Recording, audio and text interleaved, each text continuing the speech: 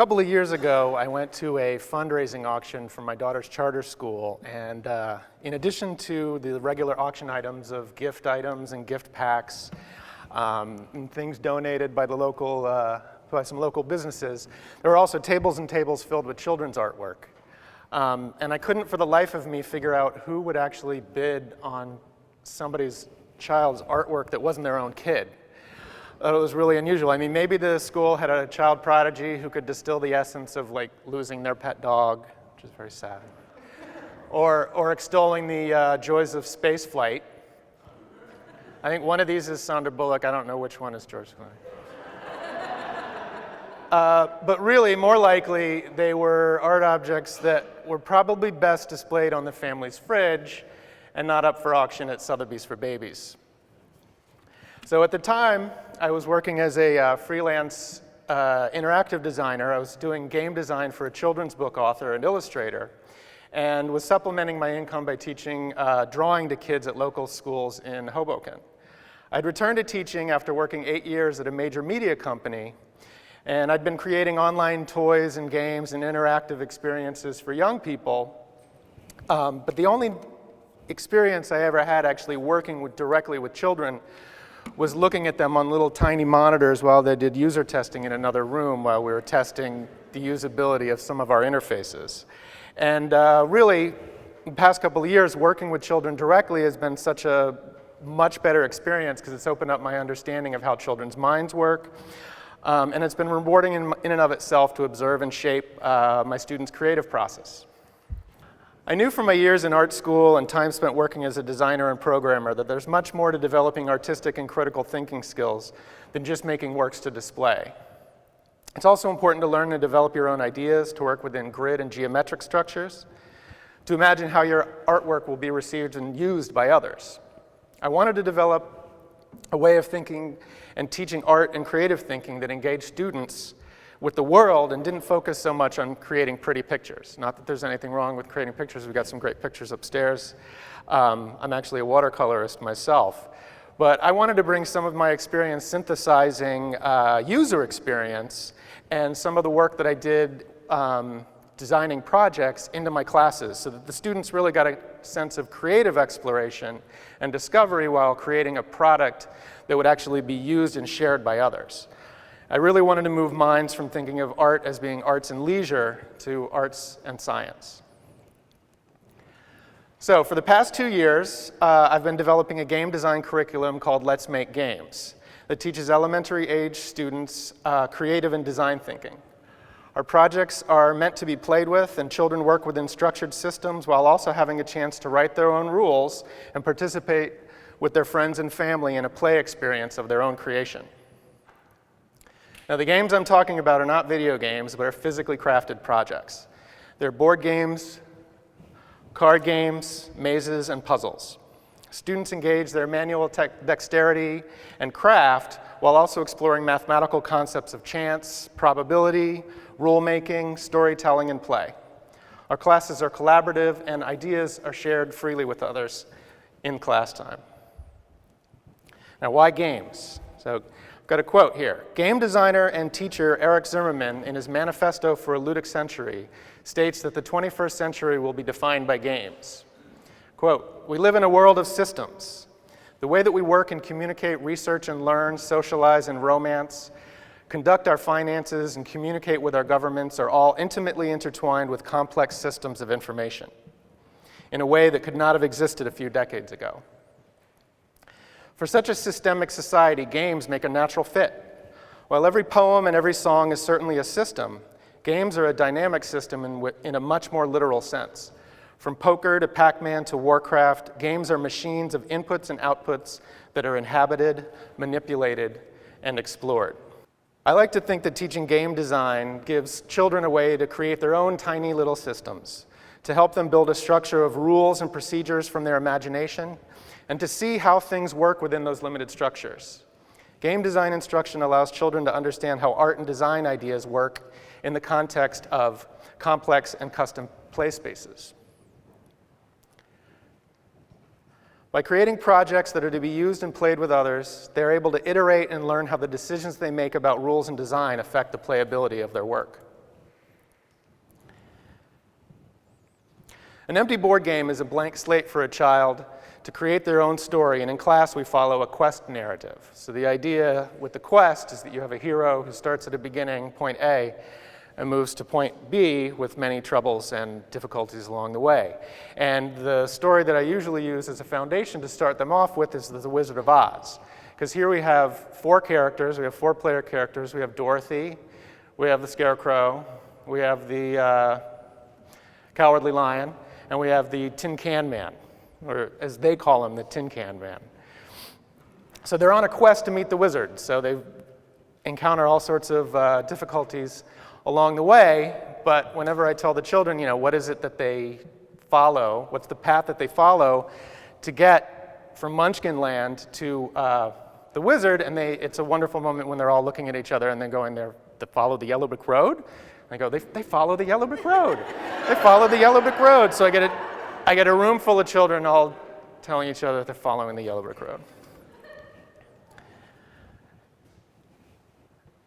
Now, the children develop a theme for their quest and work within this theme in creating their characters' dangers and rewards. Once the child is settled on a theme, there's a great creative outpouring as they imagine all the possibilities that they can explore within their theme. This is an important activity for creative thinking because it really focuses the mind. Rather than going from a broad world of ideas, you narrow it down to a theme, and then you can have a whole world to explore within that theme. So here we have our Danger Castle, our evil magician lair. There's your evil magician over on the right side. There's a chaos doom, and there's also, I think there's a space there that makes you lose 4 turns, which is pretty evil, I think.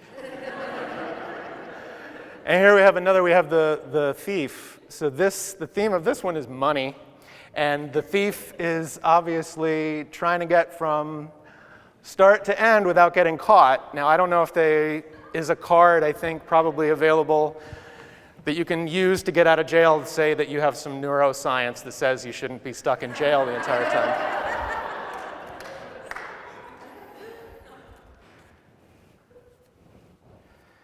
Now, while the constraints of a theme help focus the mind and their imagination, the grids that we use to build our games help guide visual balance. Our board games are constructed on gridded paper, squares, and hexagonals. These foundational grids give students an ability to break their courses into small pieces and work with evenly spaced elements. This semi-visible web of spaces allows every game to have a consistent architecture, but also allows organic expression within their boundaries. Now, one of the central elements in our board games is the dice roll. So we construct our dice ourselves, and that allows everybody to experience the geometry of solid structures firsthand. Now, I go full-on D&D role-playing games where we have not just the 6-sided die, but we also have the tetrahedron, octahedron, the icosahedron, and it's great getting first graders to actually say those words over and over again. And then when I asked them the next week, so what were the words that they said, it's the variations that I get from icosahedron is pretty hilarious. But by using different sided dice, the class can play with and understand how number and probability affect how their game is played. So using 10-sided dice, for example, on a board that's very short, the game will happen much quicker than a 4-sided dice. So the children get a chance to see and use probability and, say, fractions, where you have 1/4 versus 1/10. They get to see that actually in play while they play their games on their game boards.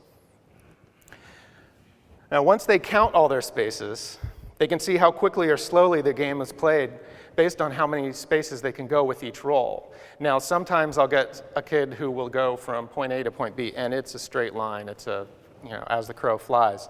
Others actually use every single space on the board, and they take a thrill in actually using every single space.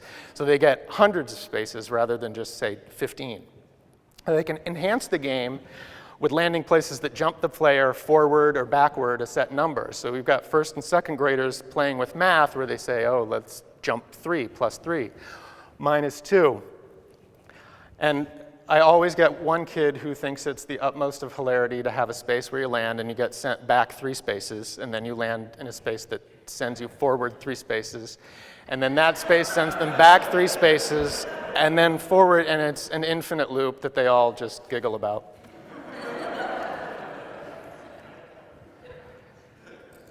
Now, within each of our projects, students are given freedom to see how adding complexity changes how fun the game is.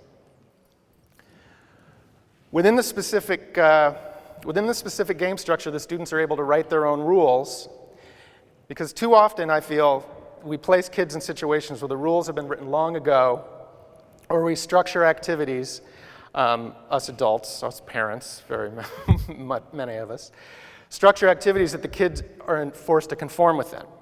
While it's important to learn these traditions and structures, when they're used exclusively, they can stunt and restrict creative thinking. Now, I remember playing kickball when I was in elementary school, and the kids developed rules based on who had been called home to go to dinner. Because we'd have an even number of players playing kickball, and then Chris gets called in for dinner. Now, all of a sudden, we've got an odd number of players. So we'd quickly be able to, we're going to reduce the number of bases, or we're going to have a permanent pitcher who's going to be neutral, and they'll sit in the middle, and we'll get even numbers on both sides. Now, this kind of flexibility and resourcefulness is important to nurture in children if they're going to grow up and work with other people in changing circumstances. So by creating their own game rules, the children are empowered to manage their small little world of their own design and shape how other children will play within it. In making rules themselves, they're better able to appreciate the rules that they encounter in their daily lives. Now, as much as I talk about structure and story, in the end, we're there to make stuff, and drawing and coloring become an important element of our classes. Students learn to construct with new and old materials and imagine different purposes for used materials, such as these mazes made from ball bearings and old CD jewel cases. In some games, the visual aspect is crucial to the game itself, such as this Halloween-themed game, where each square has a corresponding color on the four-sided dice. The children are able to express themselves in the decoration and construction of their world and work within materials and craft. So here we have a wonderful pumpkin lake, and then a whole lot of really scary gravestones.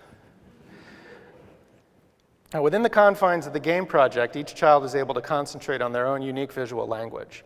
Symbols and their use are important components of visual communication, and our games offer opportunities to create sets of icons and pictures.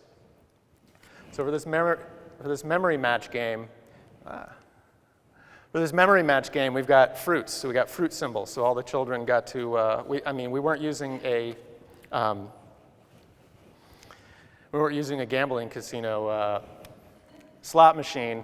We were developing icons for coconuts, bananas, watermelons, and it was great to be able to reduce the fruits down to little simple symbols.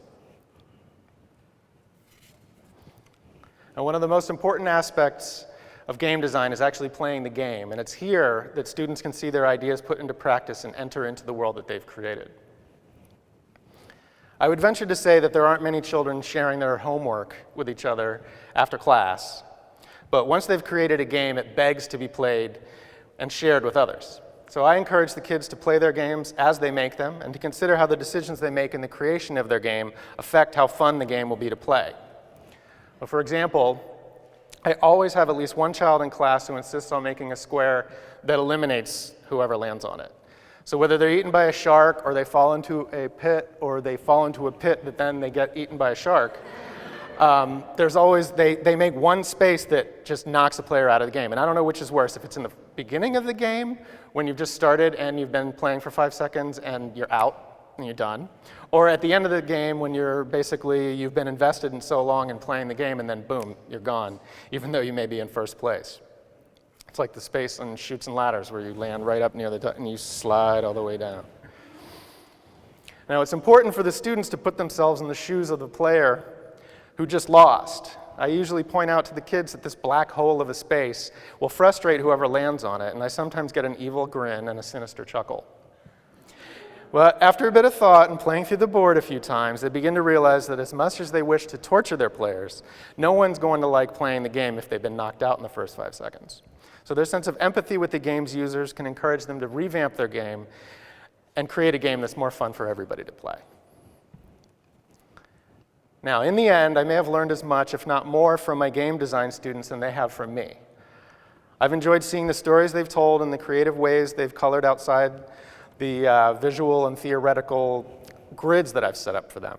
And through my classes, I hope to impart in students an understanding of design and creative processes, to have them create work that facilitates play, that lets them write their own rules and make projects that they can share and play within. Understanding the mechanics of games lets students develop higher order creative skills that allow them to understand many of the complex structures of our lives.